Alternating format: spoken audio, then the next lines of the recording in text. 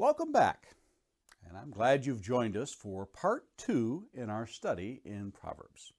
Last week we began our study, and as you have seen, we've only briefly looked at a portion of each chapter. Beginning in chapter 1 last week, as a way of introduction, we looked into what Solomon had to say about what it is to know wisdom. Chapter 2, Solomon continued a calling out for insight. Chapter 3, do not despise discipline. Chapter 4, a father's instruction. Chapter 5, from your own cistern. And finally last week in chapter 6, 7 things the Lord hates. As we continue on in the same format we began last week, we begin this week in chapter 7, a young man lacking sense. In chapter 8, we will do at the beginning of his work. Chapter 9, wisdom's 7 pillars. Chapter 9 is the final chapter of a series, as it were, of lectures on the benefits and advantages of attaining wisdom. Chapter 10 begins the individual proverbs that we're much more familiar with, presented by Solomon.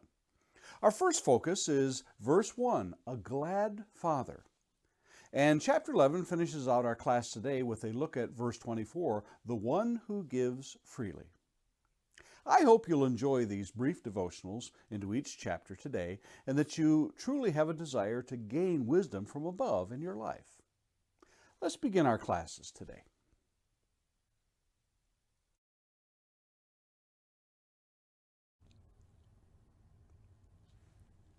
A study in Proverbs, Day 7, a young man lacking sense.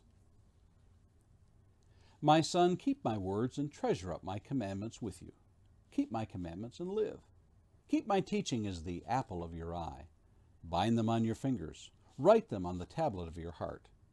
Say to wisdom, you are my sister, and call insight your intimate friend, to keep you from the forbidden woman, from the adulteress with her smooth words.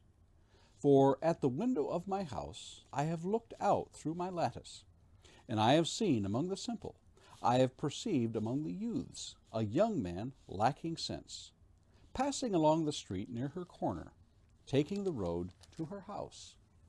In the twilight, in the evening, at the time of night and darkness. And behold, the woman meets him, dressed as a prostitute, wily of heart. She is loud and wayward. Her feet do not stay at home. Now in the street, now in the market, and at every corner she lies in wait. She seizes him and kisses him, and with bold face she says to him, I had to offer sacrifices, and today I have paid my vows.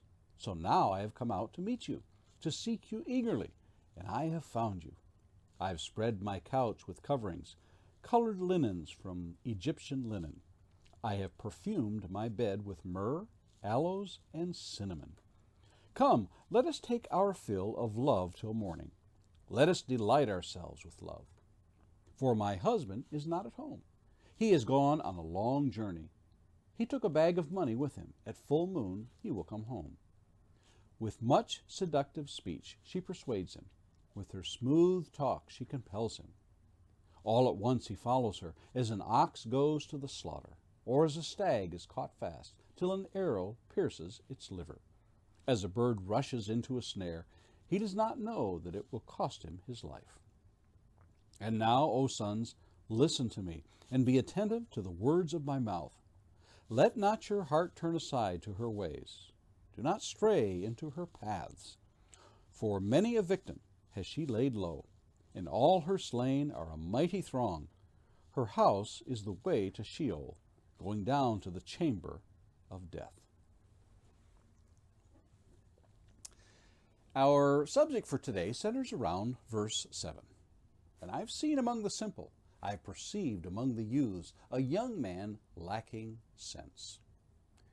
Yogi Berra, former baseball player and oft-quoted king of malapropisms, once said, you can observe a lot by watching. And so it is with life. Perhaps one of the more interesting ways to pass the time is to simply watch people that walk by, more aptly called people watching. One of the games my wife and I play from time to time is to sit and try to explain what is going on with a couple sitting across the way. Are they getting along? Are they married? Are they friends? Of course, we have no way of knowing for sure. but we pass our time in this fun little game by simply observing their behavior. Solomon tells us in verse 6, "For at the window of my house I have looked out through my lattice." You see, wisdom is engaged in a little people-watching himself. It can see exactly what is transpiring before the eyes. This young man, as he is described, is wandering where he shouldn't be, at a time he ought not to be, and wandering about, and near a woman he needn't be acquainted with, the trifecta of the ticking time bomb for this lad lacking sense. As the scene unveils, Solomon astutely describes the prostitute's alluring behavior she uses to entice the simple-minded youth. She sets the trap, as it were, for him and draws him in. Solomon uses the metaphors of the beasts of the field and of the forest and wild birds that are ignorant of the danger before them and that death is imminent. The young man goes on unwittingly to his demise, just like the unwitting animals go to their death. The tale is an old one. History is filled with stories of young and old, leaders and followers, educated and simple men who recklessly ruined their lives for lack of self-control when it came to the seduction of a woman. The course of empires and nations, fortunes and families were altered, all for momentary pleasures. Solomon writes not only here in this passage, but going back to chapter 2, verse 16, "So will be delivered from the forbidden woman, from the adulteress with her smooth words." In chapter 5, verses 3 and 4, "For the lips of a forbidden woman drip honey, and her speech is smoother than oil. But in the end, she is bitter as wormwood, sharp as a two-edged sword." And finally, in chapter 6, and verses 24 and 25, "To preserve you from the evil woman, from the smooth tongue of the adulteress. Do not desire her beauty in your heart, and do not let her capture you with those eyelashes." He uses a sense of seduction as a woman to portray folly as well. In chapter 9, verses 13 through 16, "The woman folly is loud. She is seductive and knows nothing. She sits at the door of her house. She takes a seat on the highest places of the town, calling to those who pass by, who are going straight on their way. 'Whoever is simple, let him turn in here.'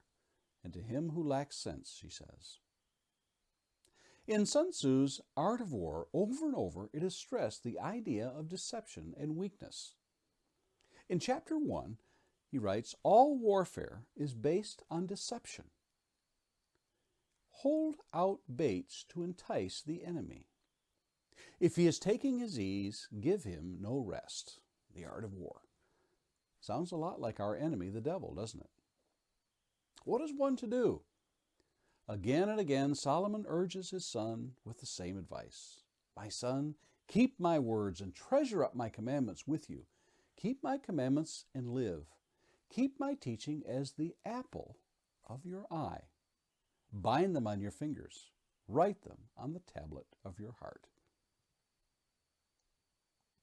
Have you made wisdom like the apple of your eye?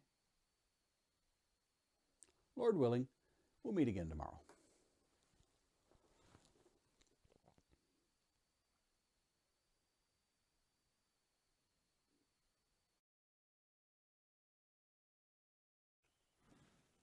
A study in Proverbs, chapter 8, at the beginning of his work.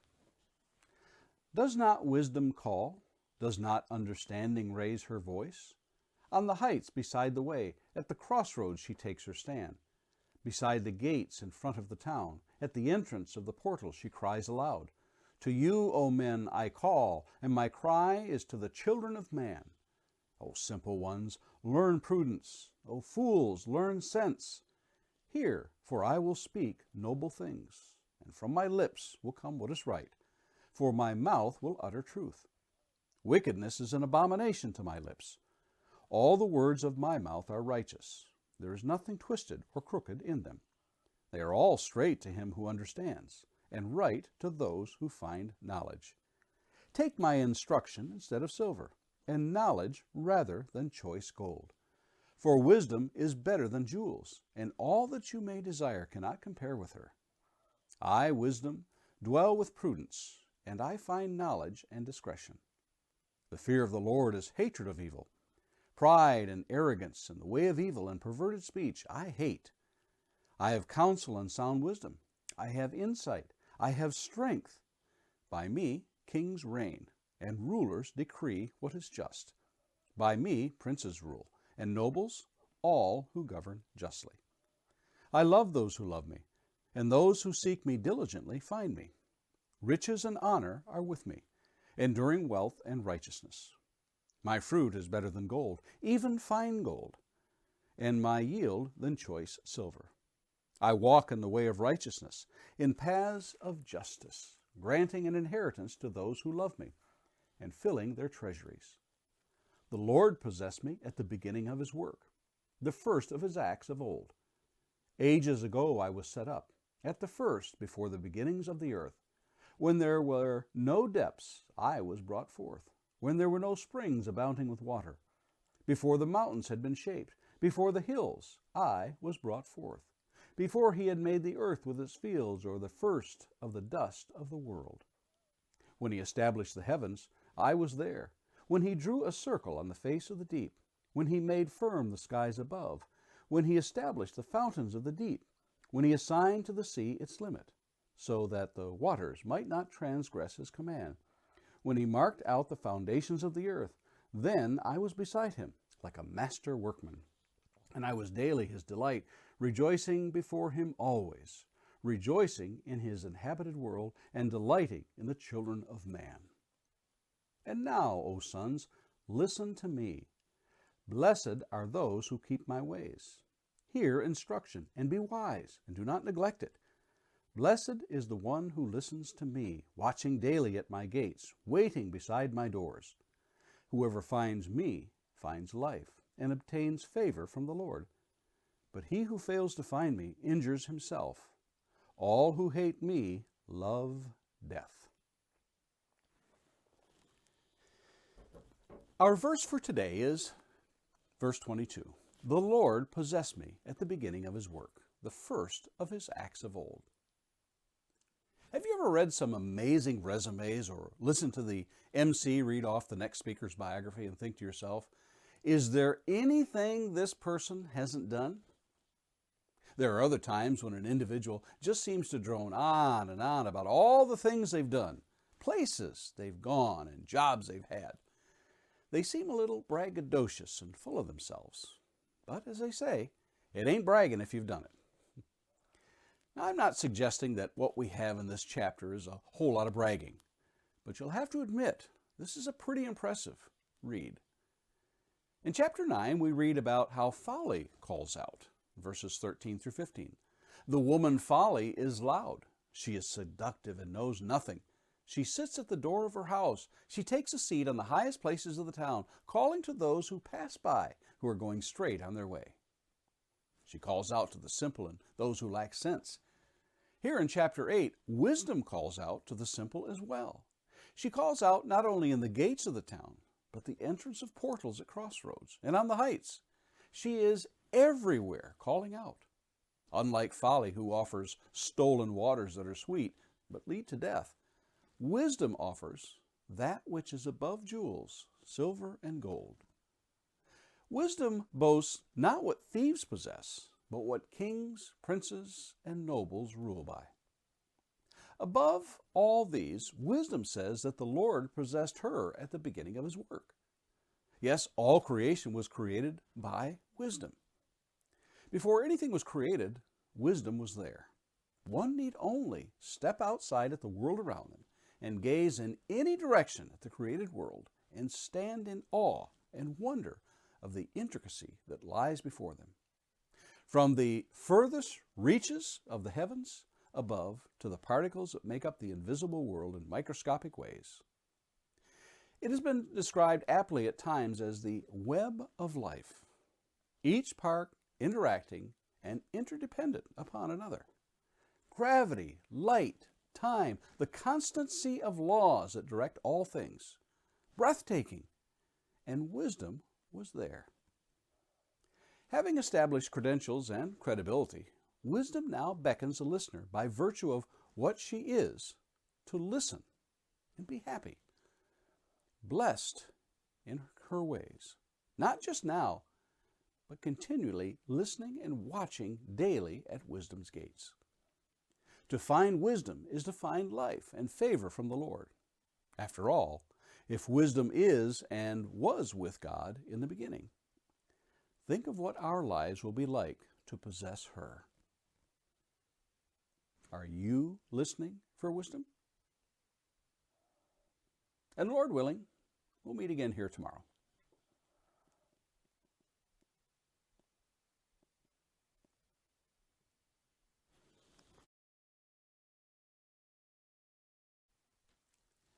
A study in Proverbs. Proverbs chapter 9, her 7 pillars. Wisdom has built her house.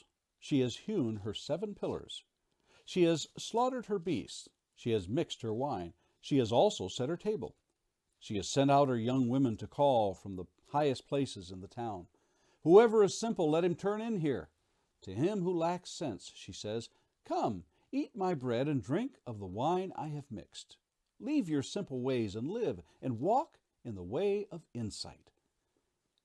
Whoever corrects a scoffer gets himself abuse, and he who reproves a wicked man incurs injury.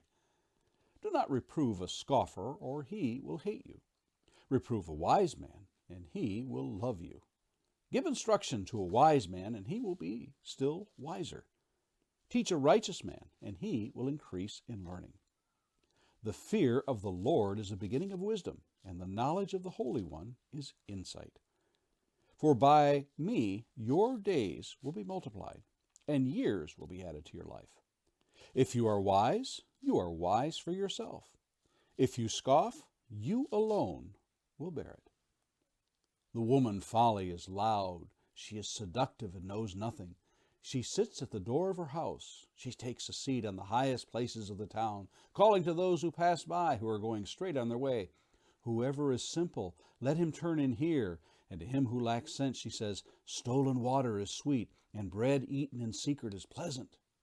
But he does not know that the dead are there, that her guests are in the depths of Sheol. Our verse for today is verse 1 through 6. Wisdom has built her house. She has hewn her 7 pillars. In the realm of real estate, there is something called curb appeal.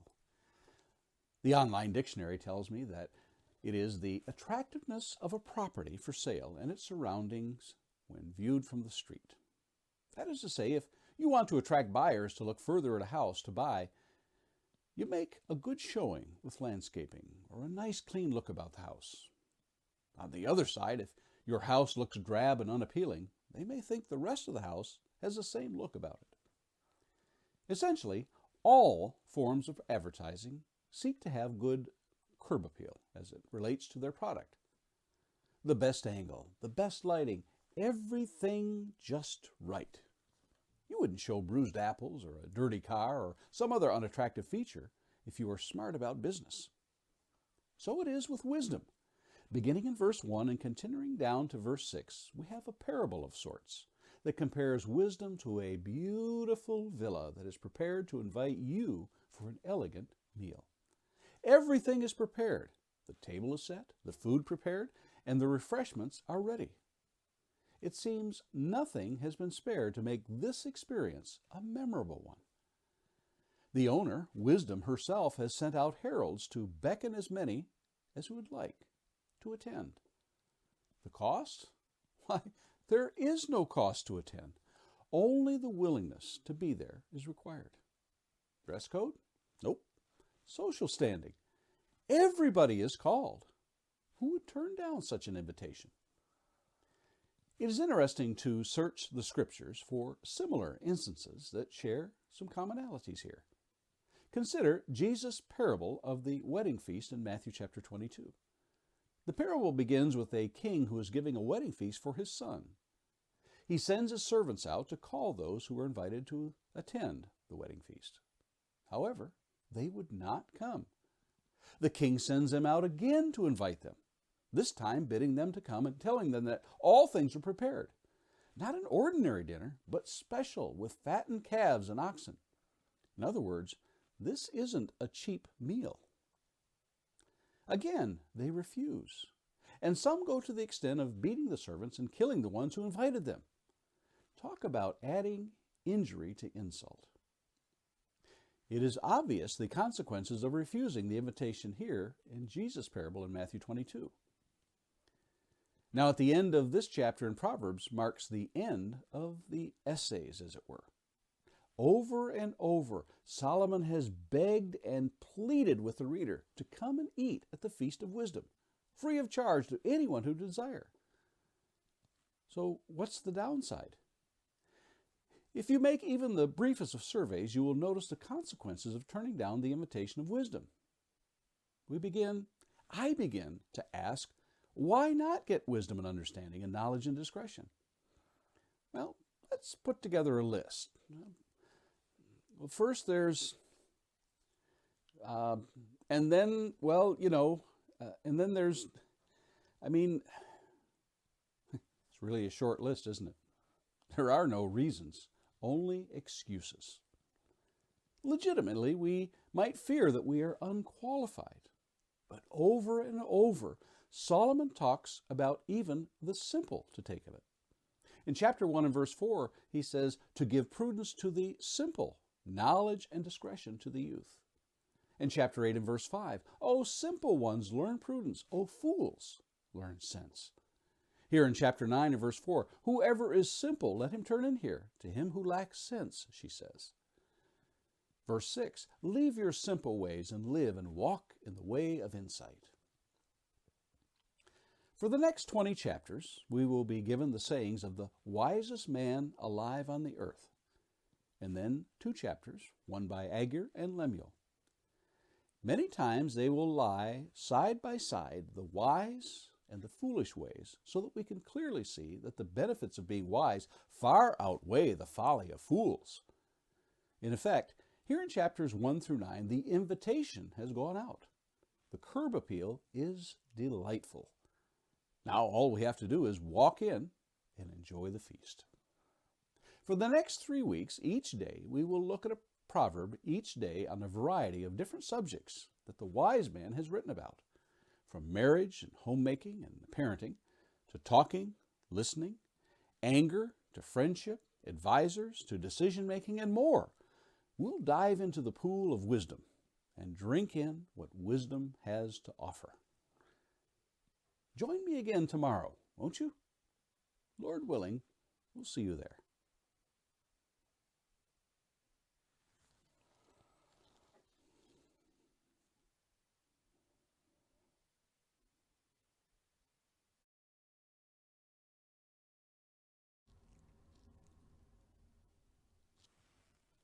A study in Proverbs. Proverbs chapter 10. A glad father. The Proverbs of Solomon. A wise son makes a glad father, but a foolish son is a sorrow to his mother.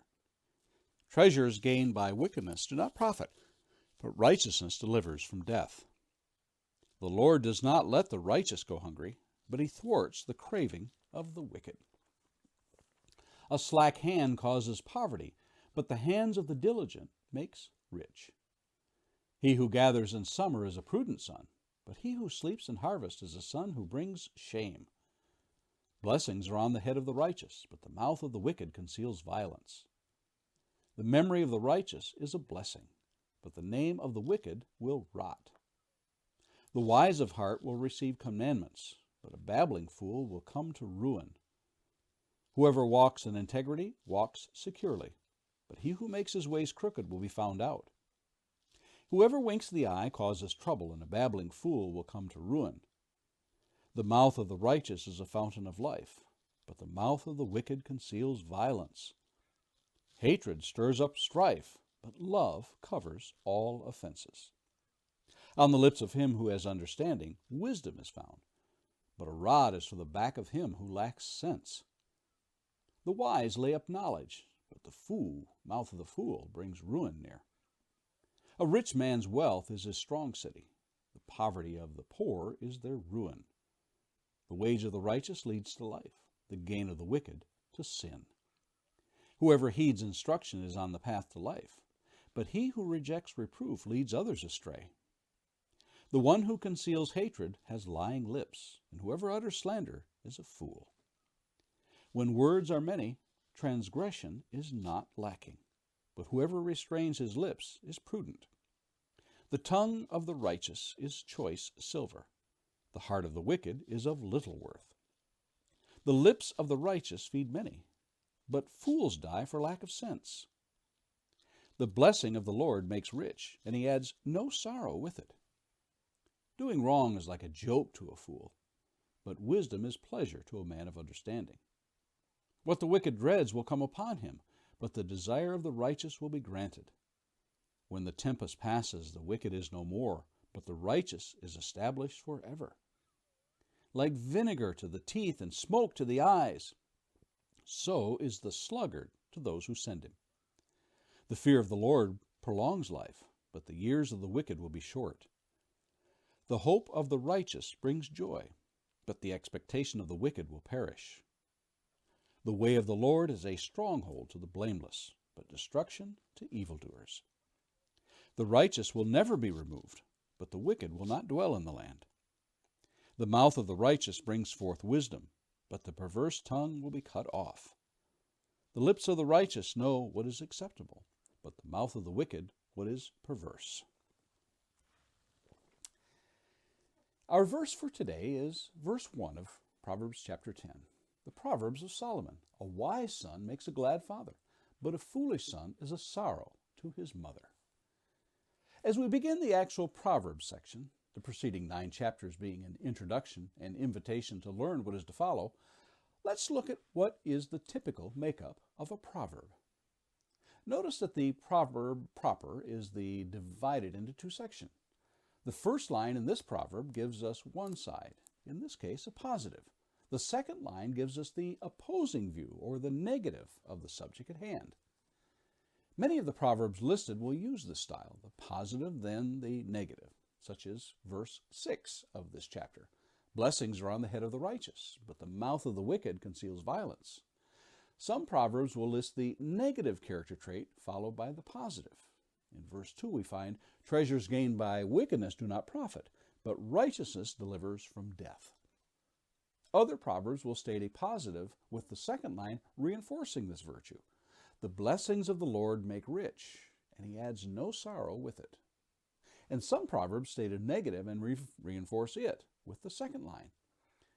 Verse 10, whoever winks the eye causes trouble, and a babbling fool will come to ruin.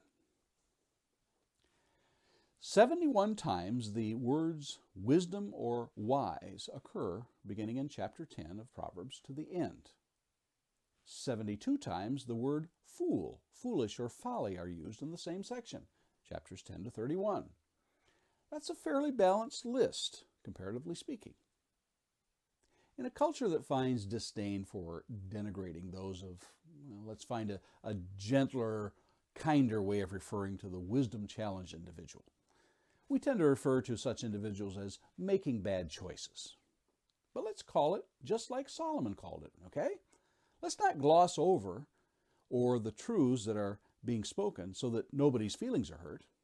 That's not really being fair. If a parent has done all they can to teach a child right from wrong, good from evil, virtue from corruption, and still a child chooses the path of folly, then, by definition, they are fools. That is what Solomon is trying to convey. Keep this in mind. Solomon is not speaking of intelligence or IQ or mental acuity or ability to learn. For every person, from the simple-minded to scholars, can be wise, and they can be fools. Intelligence is not a factor. Choices are. If you think that this is just an Old Testament trend that ended when Jesus commanded us to judge not in the Sermon on the Mount, think again. Who built their house upon the sand? The foolish man, Matthew 7:26. Who tore down his barns to build bigger ones? The fool, Luke 12:20. Who are those who failed to bring enough oil while waiting for the bridegroom? The foolish, Matthew 25:2. Who are those who don't make the best use of their time? Paul tells us the foolish in Ephesians 5:17. Note, our verse for the day does not tell us anything about the parent's lack of love for the foolish son, only the sorrow he brings. In 3,000 years, that hasn't changed. What would we truly desire to bring to our parents? Gladness or sorrow? Join me here again tomorrow, won't you?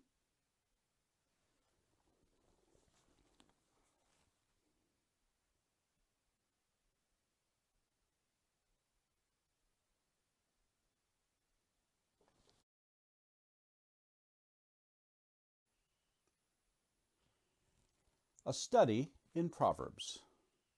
Proverbs chapter 11.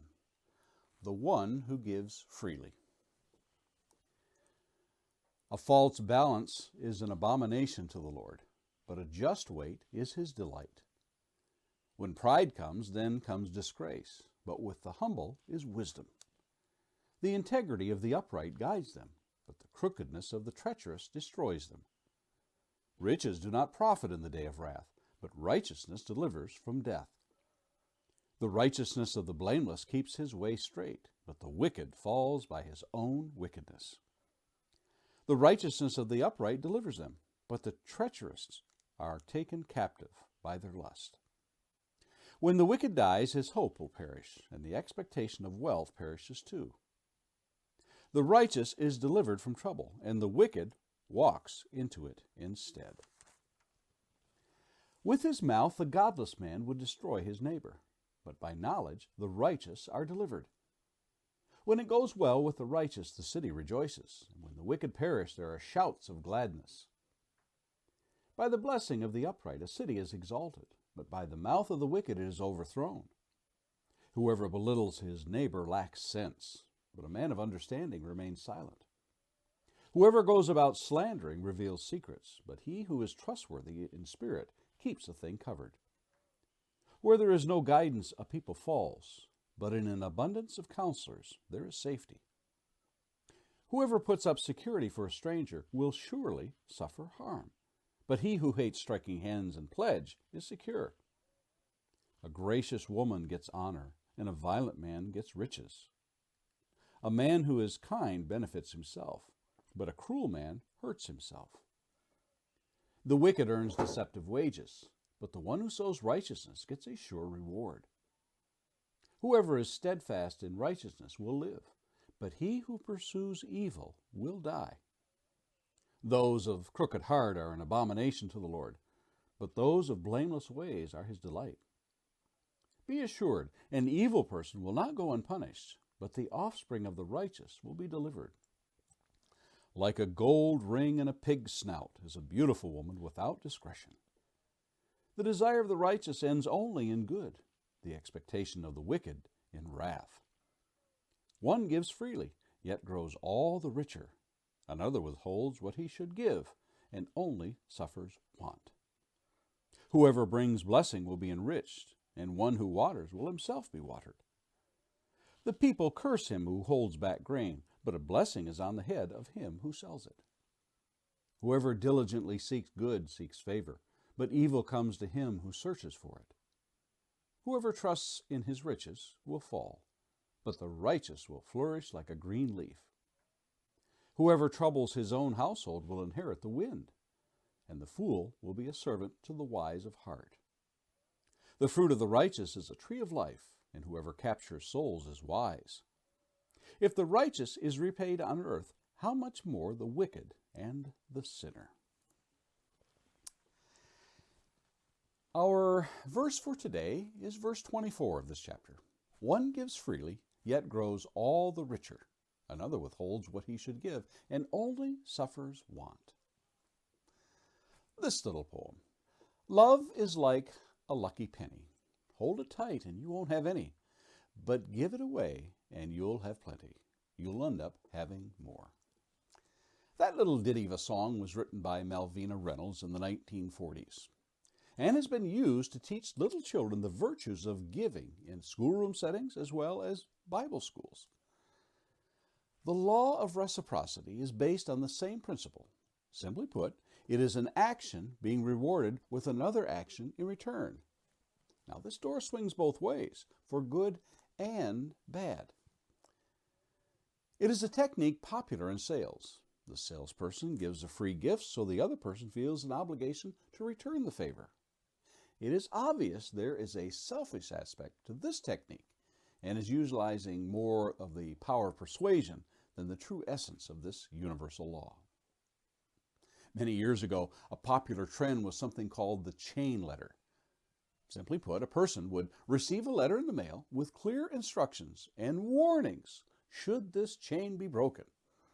It usually involves sending a small amount of money to a list of people and then forwarding the letter on to 10 other people with the same instructions. You stood to make vast amounts of money if you were generous. But if you broke the chain, they gave examples of the calamities others endured who failed to pass on the letter. It's a scam that's been around for a long, long time, but it has its roots in this law. What is Solomon espousing in this proverb?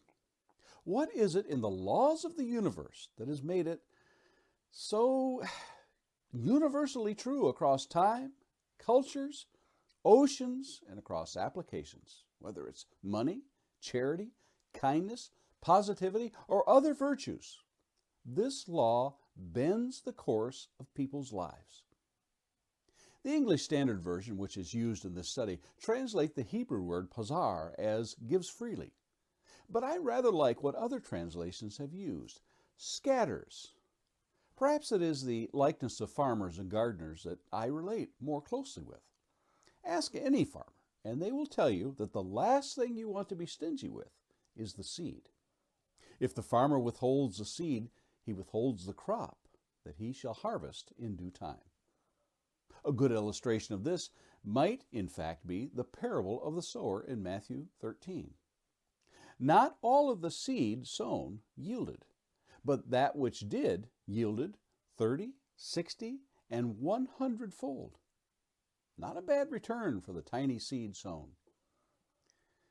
You find this in the Golden Rule when Jesus said in Matthew 7, verse 12, "So whatever you wish that others would do to you, do also to them. For this is the law and the prophets." Or how about this one from Luke 6:38? "Give, and it will be given to you. Good measure, pressed down, shaken together, running over, will be put into your lap. For with the measure you use, it will be measured back to you." How about the stingy person who withholds the money, the charity, the kindness, the positivity that is within their power to give? Their lives only grow poorer. Have you looked around for the evidence of this in your life? Have you been stingy or liberal in all you have to give? And Lord willing, let's meet again here tomorrow.